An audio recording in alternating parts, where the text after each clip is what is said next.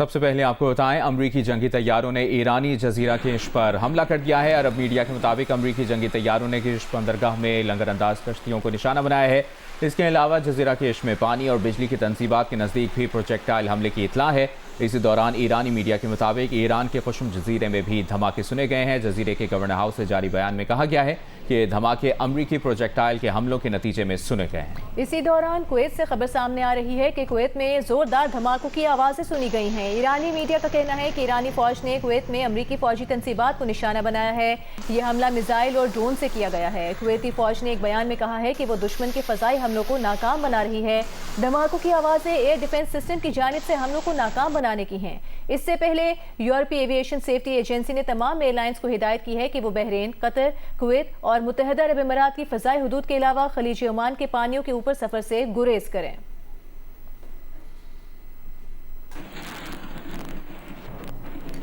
اور امریکی صدر ڈونلڈ ٹرمپ نے آبنائے ہرمز پر 20% ٹول ٹیکس کی وصولی کا اپنا کل کا فیصلہ آج واپس لے لیا۔ کہا کہ وہ 20% ٹیکس وصولی کو خلیجی ممالک کے ساتھ تجارتی اور سرمایہ کاری کے معاہدوں سے بدلنے جا رہے ہیں۔ نیا فیصلہ انہوں نے خلیجی ممالک کی قیادت سے بات چیت کے بعد کیا ہے۔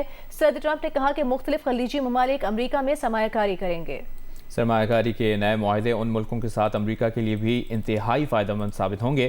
ٹرمپ نے ایک بار پھر آبنائے ہرمز کھلی ہونے کا دعویٰ کیا۔ کہا امریکہ کی شاندار فوجی طاقت کی وجہ سے تیل پہلے سے کہیں زیادہ مقدار میں ترسیل ہو رہا ہے۔ آبنائے ہرمز بحری آمد و رفت کے لیے کھلی ہے، لیکن ایران کے لیے نہیں، اور اس کی وجہ ایران قیادت ہے جس نے جھوٹ بولنے والی پرتشدد اور بدنیتی والی پالیسی اختیار کر رکھی ہے جو ایران کو مکمل تباہی کے راستے پر لے جا رہی ہے۔ ٹرمپ نے امریکہ کی ایک بار پھر پہلے سے کہیں زیادہ کامیابیوں کے ساتھ جیت کا دعویٰ کیا اور کہا ایران کی جانب سے لاکھوں لوگوں کو ہلاک کرنے کے دن اب ختم ہو چکے۔ ایران کبھی بھی جوہری ہتھیار حاصل نہیں کر سکے گا۔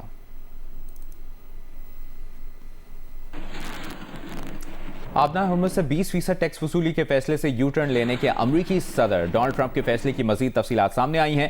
ٹرمپ کا کہنا ہے کہ انہوں نے اپنا فیصلہ خلیجی ملکوں کے رہنماؤں سے بات چیت کے بعد بدلا ہے۔ اوول آفس میں بات کرتے ہوئے ٹرمپ نے بتایا کہ انہیں مختلف ملکوں سے مختلف لوگوں نے، بادشاہوں نے، امیروں نے اور ان لوگوں نے جنہیں وہ جانتے ہیں اور جن سے پیار کرتے ہیں، کال کی ہے۔ ٹرمپ نے کہا کہ کال کرنے والے سب لوگوں نے ان سے کہا کہ وہ اس فیصلے پر کسی اور طرح سے عمل کرنا چاہتے ہیں۔ ٹرمپ نے کہا کہ وہ آبنائے ہرمز سے ٹول ٹیکس کی بات اس لیے کر رہے تھے کہ یہ در حقیقت سیکیورٹی کا معاوضہ ہوگا جو امریکہ انہیں فراہم کرے گا۔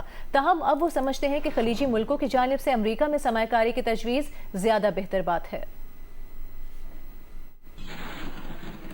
Put that out yesterday, because we've been doing that for many, many years. It was never fair to me that we would be guarding the strait when we basically don't take anything. We don't need the oil at all. And it wasn't important for us, but it was important for allies. It was important for people that we get along with very well, including the major Gulf state countries. So I put it out yesterday. I thought it was good. I was called by different people, different countries, kings and emirs and all of the people that we all know and we all love, and they've been very strong partners.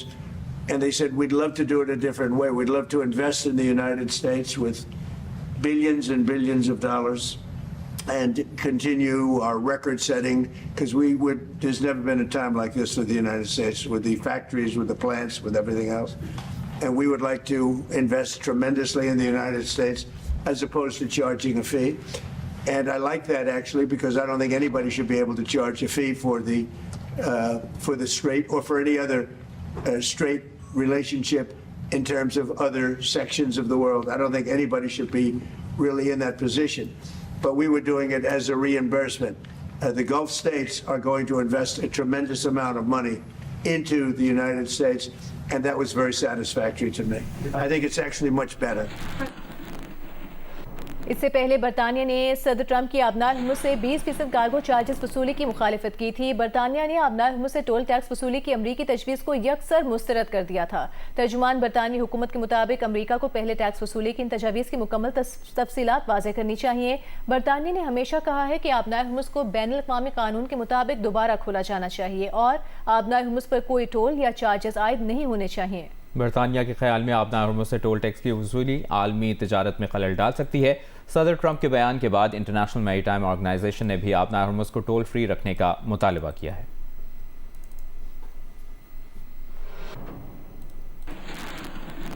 ایرانی parliament کے قومی سلامتی commission کے ترجمان ابراہیم رضائی نے کہا ہے کہ اب کسی مفاہمتی یادداشت پر عمل نہیں ہو رہا کیونکہ دشمن باضابطہ طور پر جنگ میں داخل ہو چکا ہے۔ ایرانی میڈیا کو انٹرویو میں ابراہیم رضائی نے کہا کہ دشمن نے مفاہمتی یادداشت کی تمام شقوں کی خلاف ورزی کی ہے۔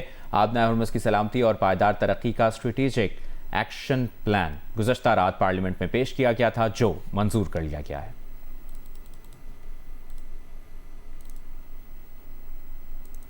عمان نے تمام فریقین سے آبنائے ہرمز میں بحری آمد و رفت کے بین الاقوامی قوانین کا احترام کرنے اور ان کی پابندی کرنے کا مطالبہ کر دیا۔ عمانی وزارت خارجہ کا کہنا ہے کہ آبنائے ہرمز میں آزادانہ جہاز رانی کی بحالی کے لیے فریقین کے ساتھ غیر جانبدار تعاون جاری ہے۔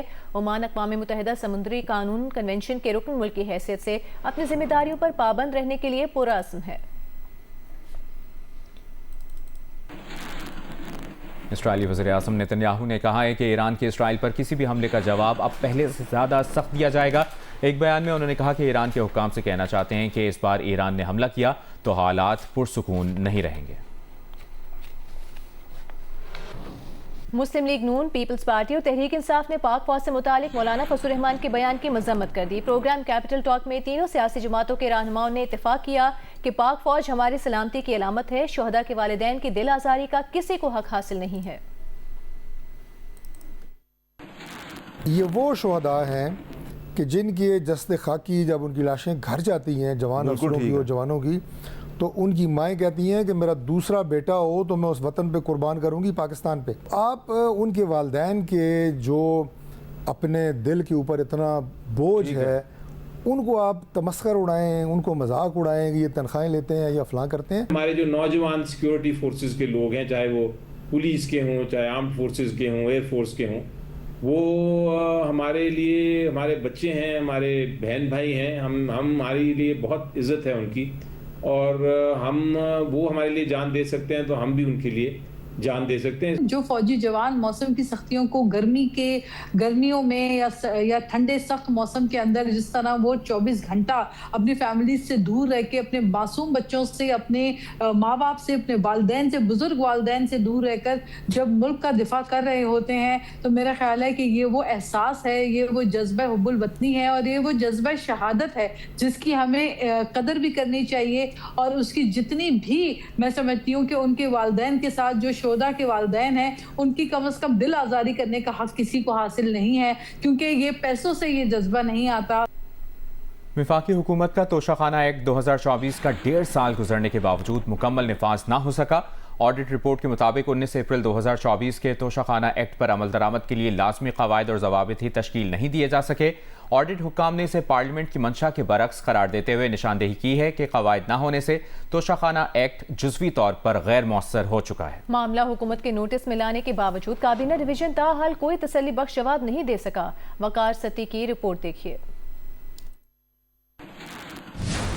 سال 2025-26 کی آڈٹ رپورٹ میں کہا گیا ہے کہ توشہ خانہ ایکٹ 2024 پر مؤثر عمل درآمد کے لیے قواعد و ضوابط مرتب کرنا وفاقی حکومت کی قانونی ذمہ داری تھی۔ ایکٹ بننے کے تقریباً 1.5 سال بعد بھی ایسا نہیں کیا جا سکا۔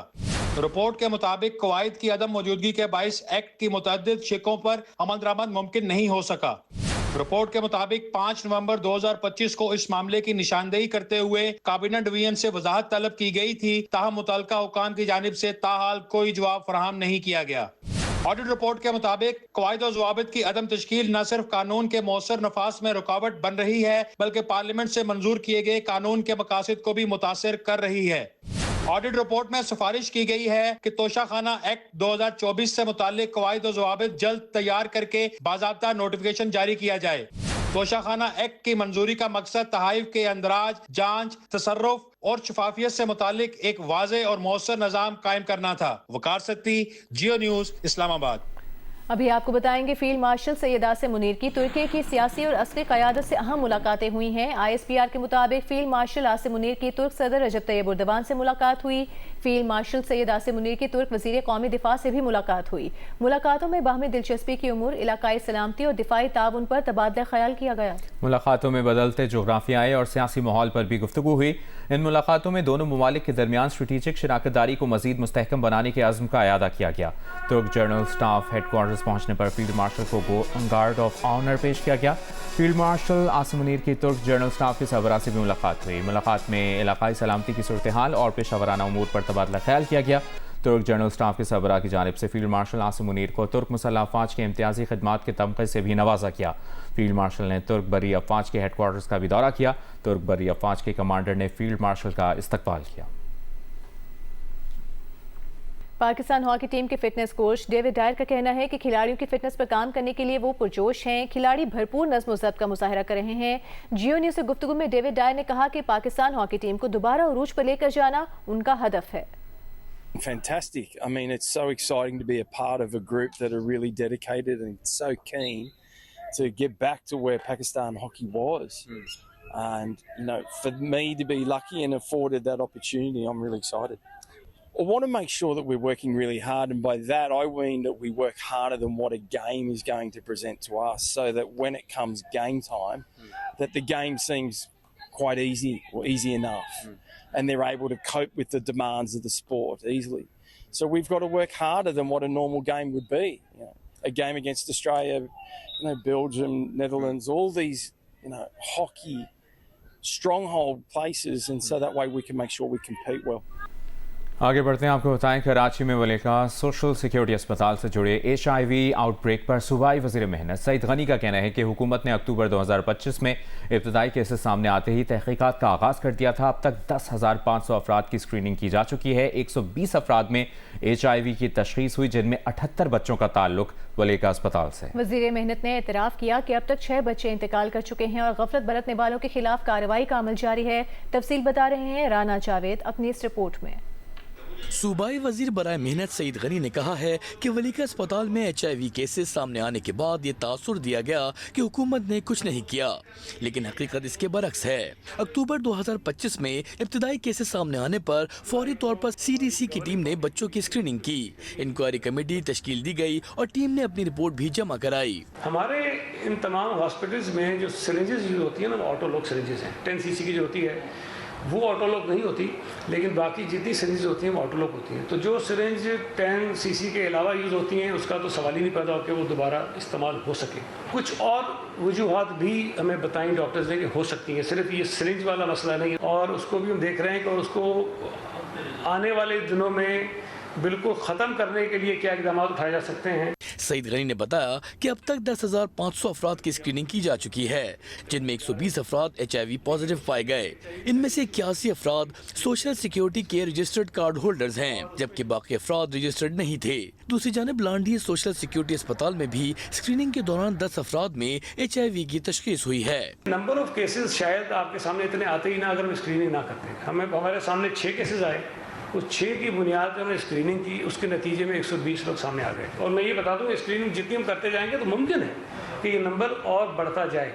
तो हम इस डर से कि जी चूँकि नंबर बढ़ रहा है हम स्क्रीनिंग नहीं रोक सकते, वो शायद रोक देंगे तो हम आपको तो मुतमईन कर देंगे कि देखें जी नंबर इतना ही ज़्यादा नहीं है, लेकिन हम ज्यादती करेंगे उन लोगों के साथ जो किसी ने खुदा न खास्ता अगर इसमें उनको ये बीमारी लग गई है। वलीका अस्पताल से जुड़े HIV आउटब्रेक पर सिंध हुकूमत ने तहकीकात, इलाज और जिम्मेदारों के खिलाफ कार्रवाई जारी रखने का ऐलान किया है। मुतासरा खानदानों का सवाल है कि मुस्तकबिल में ऐसे सानिहात की रोकथाम कैसे यकीनी बनाई जाएगी। कैमरामैन शाहिद इस्माइल के साथ राना जावेद, जियो news, Karachi. Wall city Multan के ज़ेरे तमाम तारीखी घंटा घर में मीना बाजार सजाया गया। इस मीना बाजार का मकसद ख़वातीन को माशी तौर पर बाइख्तियार बनाना था। इस पर देखते हैं जवादत नदीम की ये रिपोर्ट। तारीखी घंटा घर की फिजा मीना बाजार के निकात से रंगों, हुनर और तख्लीकी सलाहियतों से भर गई। मुख्तलिफ स्टॉल्स पर खवातीन ने अपने हाथों से तैयार करदा मसनूआत नुमाइश के लिए पेश की। 10वीं जमात की तालिबा जैनब ने अपने स्टॉल पर मेकअप मसनूआत और घरेलू सतह पर तैयार की गई बेकरी आइटम्स मुतारिफ करवाईं। बिजनेस का शौक है बेसिकली, और मैं स्टडीज़ भी करती हूँ साथ में। अब आगे शौक हुआ है क्योंकि एक ड्रीम है मेरा, और कुछ ड्रीम्स और भी हैं, कुछ ख्वाहिशात हैं जो मैंने पूरी करनी है, जिसकी वजह से मैं ये वाला काम कर रही हूँ। ये मैं हैंडमेड बनाती हूँ, इसमें मुझे तकरीबन 2 दिन लग जाते हैं, 1-2 दिन। मीना बाजार में एक और मुनफरिद स्टॉल नवी जमात की तालिबा नूरुल इस्लाम का था, जहां उन्होंने काशीगरी के फ़न को जदीद अंदाज में ब्रेसलेट्स और दीगर आराइशी अशिया के ज़रिए पेश किया। कम उम्री में कारोबारी सोच और तख्लीकी सलाहियतों ने आने वालों को मुतासिर किया। मीना बाजार में आने वाली खवातीन ने भी इस इकदाम को सराहते हुए कहा कि ऐसे प्रोग्राम मुकामी कारोबार को फरोग देने के साथ साथ तारीखी मकामात को अवामी सरगर्मियों का मरकज बनाने में मददगार साबित होते हैं। मेरे ख्याल में मुल्तान जैसे शहर में इस तरह की जो एक्टिविटीज़ हैं वो बहुत ज़्यादा ज़रूरी हैं और मैंने ज़िंदगी गुजारी है मुल्तान, जितनी भी मेरी इस टाइम उम्र है, तो मैंने हमेशा घंटा घर को बंद ही देखा है। आज मौका मिला है घंटा घर को अंदर से देखने का और यहाँ पर मज़े मज़े के स्टॉल्स लगाए गए हैं। मैंने भी गोलगप्पा खाया और यकीन करें वो टेस्टी था। वर्ल्ड सिटी अथॉरिटी के मुताबिक मीना बाजार का इनेकाद का मकसद नौजवान खवातीन को कारोबारी सरगर्मियों की जानिब राग़िब करना है। इंतज़ामिया का कहना है कि पब्लिक प्राइवेट पार्टनरशिप के जरिए तारीखी विरसे को जिंदा रखने और अवामी सरगर्मियों को फ़रोग देने का सिलसिला आइंदा भी जारी रखा जाएगा। कैमरामैन मोहम्मद सैफ के साथ जौदत नदीम, जियो न्यूज़, मुल्तान।